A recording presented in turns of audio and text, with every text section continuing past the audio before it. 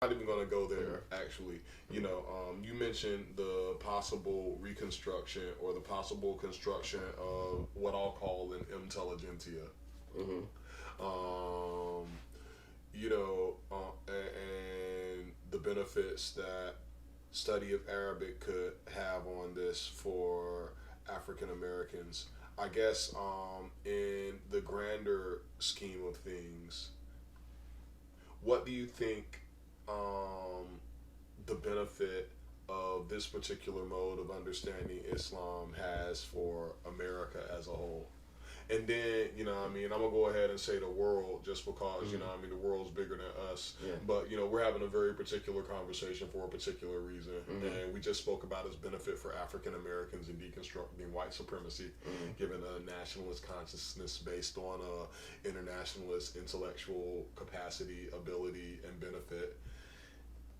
Now, what benefit could it have for, those who aren't bound by our racial consciousness? So I'll go back to the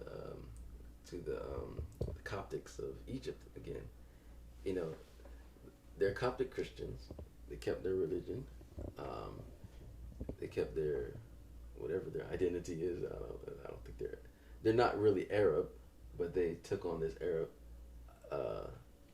nationality.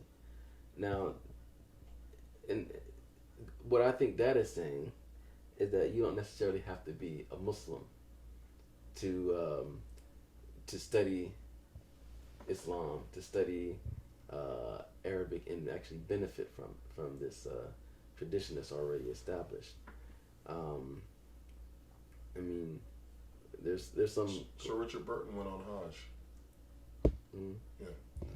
There's some Quranic verses that kind of allude to this. That the Muslim is supposed to be a witness over mankind,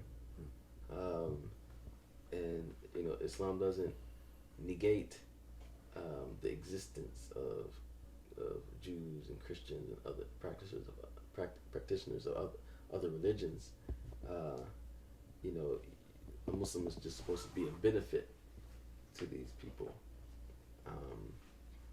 So, I would say one very, very, very practical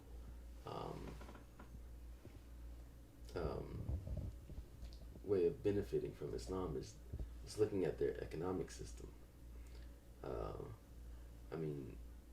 Islam, like Christianity before, like Judaism, prohibits usury. And they have very defined, definitions of what usury is and what are the prohibited practices, prohibited economic practices.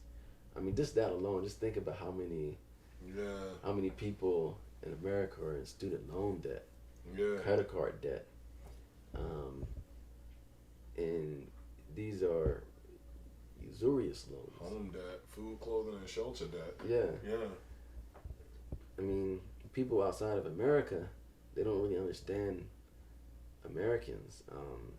They don't understand America intimately because they all they see is people driving around in cars and they have nice houses and things like that. They don't realize how much of that is on borrowed money. Borrowed time and space. This has been heavy, and so you're saying that Islam's basic prohibition against usury would be a benefit to most Americans, if not all people in the global society, because we are all in debt to a system which forces us to spend more than we have to survive, much less live. Yeah. Whoa. Bro. That's just one aspect of it. That's just one aspect of it. Bro. I think that's probably the biggest and most important one that most people might be concerned with. Seems contra-capitalist.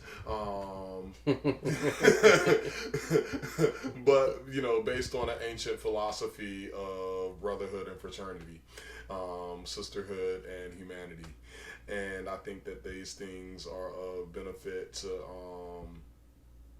all of us, if understood in the proper light, and that's what we are trying to bring at Melanintelligence. We understand that, you know, we all out here trying to survive, and regardless of what the difference of opinions we have within our adult life, we want the best for the young people, the future generation, and working towards that is what we're doing. And if we think that this thing that we're in is going to come to a dramatic end and a drastic change, how do we make sure we, if you with us, if you ain't, we, how are we prepared, and what knowledge, wisdom, understanding, practice, craft we want to carry into the new age. And and when I said new age, I'm not a new ager. I'm an old schooler, but not a mystery schooler. Old schooler.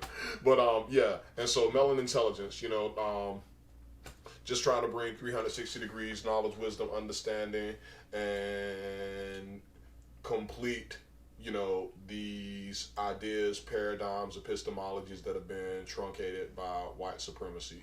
If you want to know how to survive this psycho-social, spiritual warfare, holler at us.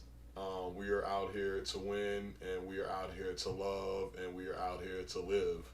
And yeah, so I'm Solomon Burnett. This is Dr. Maurice Hines. Maurice, would you mind directing folks? And I called him doctor because he has been my superior in my studies forever. But would you mind telling them how they can find some of your work online, what to be on the lookout for you in the future, and maybe even recommend a couple of books that people can, you know, look at to get a handle on what we're talking about?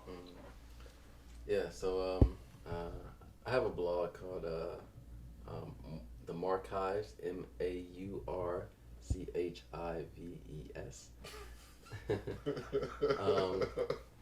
And you know, I just post some of my ideas about you know, mystery schools, about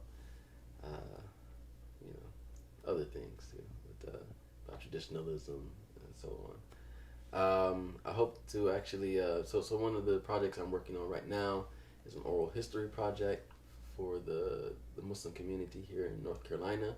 Prior to 1980, I've been working on this project for about 3 years now, and you know, I'm still collecting interviews of the elders in this community as a project, not simply to preserve the history, but also to bridge gaps between the younger people and the elders, as well as to you know, promote healing within our community. And I'm trying to streamline this process of doing oral histories for Muslim communities. I'm actually presenting on this topic at the 2019 Black Muslim Psychology Conference, which is coming up this. Well, you're presenting? The weekend after next, yes. You're presenting at the Association of Black Muslim Psychology Conference? Mm-hmm. What's your paper called? It's called Knowledge of Self Through Oral Histories. All right, and when and what time are you presenting it? I'll have to check on that, but it's coming up. Congratulations. The weekend of July 19th. And so I'm actually working on trying to do a website for the oral histories that I've done already. Just trying to, you know, post, you know, the people that I did interviews with, a brief abstract, kind of like a online finding aid, and also you know, working towards trying to collaborate with more you know, people around the U.S. who have similar projects, and try to get this trying to collect, what do you call it, trying to make put on in one place all these different projects about Islam in America, and you know, make it available for future researchers that, you know, want to explore this topic. So that's what I'm doing, and I'm also, of course, thinking about Islamic education. I have people that are interested in studying at Al Azhar or studying abroad have some connections for that. Um, so maybe I can put my email. Maybe you can put it underneath the. Yeah, definitely, bro. Yeah, the email that you should contact me is Maurice Hines 6@gmail.com. If you're interested in studying Arabic. 6666666. It's definitely not that. It's a joke. But yeah, if you're interested in studying, I can, share my connections and my advice with you. So, yeah. and also the book, Towards Islamic Literacy. I hope to publish it someday. I'm pretty much near the end. I just need to touch it up and then publish it. So, last thing, recommend a book that people can get their hands on Amazon that they can order just to start moving towards a better understanding of what we talked about today. Okay, I most definitely say Stolen Legacy. You don't need to Amazon that. It's available by PDF. Stolen Legacy by George M. James. Yeah, George D. M. James. Also Queen of Sheba and Biblical Scholarship by Bernard Lehman, I believe.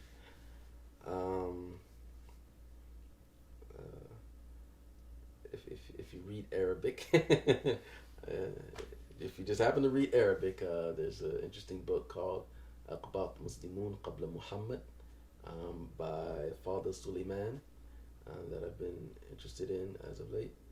And would you mind translating that title? Aqbat Muslimun means Coptic Muslims before Muhammad. Wow. Coptic Muslims before Muhammad. There are a few other books that maybe I can suggest. Maybe I'll just send you a list. But I can't think of them right now. And we'll just put them on the screen somewhere in a column beside you. Oh yeah, I would say Illuminating the Darkness by Habib Akandi. That's that Illuminati shit. Well, it's a partial translation. It's actually a partial translation of a book by an Iraqi scholar. I can't remember which century, Ibn Jawzi, who wrote about the black presence of the early Sahaba, the early companions of the Prophet, prophets that were black. There's actually several books in this genre.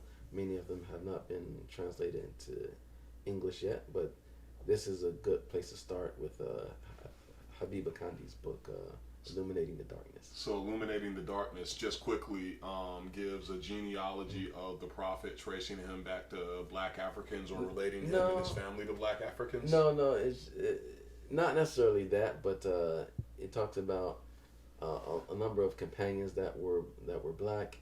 It talks about positive things that the Prophet Muhammad discussed that were also black, like the black stone, like the dates, the Ajwa dates, and also luminaries from the Islamic tradition that were black. I see. So it's a good place to start. If you just happen to read Arabic, then the title of that book is Tanwir al-Ghabash fi Fadli Sudan wa Habash. All right. Which is Illuminating the darkness concerning the merits of people of Sudan and Ethiopia. Yeah. Wow. All right. Bro, this conversation has been so rich, so enriching. Alhamdulillah. These are it sets a standard. Thank you so much for being on Melanintelligence. Once again, I'm Solomon Burnett. This is Maurice Hines. This is Melanintelligence. If you like what we talked about, this was our episode on mystery schools and such. And and if you like the conversations about this, like this, subscribe. We're going to be coming to you every Tuesday. And holler at us, and I'll make sure I put the specialists of this week's email and contact information below. Also, what he mentioned earlier, he said if you wanted to maybe study at Al Azhar, Al Azhar is understood as the oldest university in the world. It's in Cairo. They have classes in Arabic, culture, science, and most people who really have a handle on the conversations that we're talking about have studied at a university like that somewhere else in the world as a way to get a handle on the native people in addition to the culture that they talk about. And so, you know, that's just to say, if you want to learn how to learn, homie's connected and he can connect you. He connected me, alhamdulillah. And yeah, this is Melanintelligence. Thanks so much. See you next week. Salute.